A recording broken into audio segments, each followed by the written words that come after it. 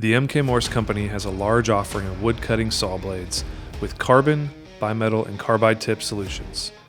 In this episode, we are going to highlight the manufacturing process for our carbon band. The first step is to mill the tooth form into the carbon band, which is a homogeneous strip steel.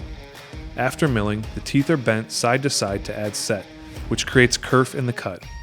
Often in woodcutting, a raker set is used, which is a repeating pattern of straight, right, and left set teeth. Next, the coils are taken to heat treat.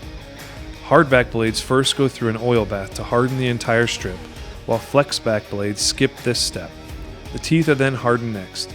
Smaller teeth are hardened in sections with a flame, while larger teeth use an induction heating process. Once the material cools, a sample is cut for inspection to ensure it meets quality standards for optimum performance. It is then ready to be cut to length by order. The operator welds the band, grinds off the flash, and coils the product for packaging. To learn more about the Morse lineup of wood-cutting bandsaw blades or any of our other cutting solutions, please be sure to visit mkmorse.com.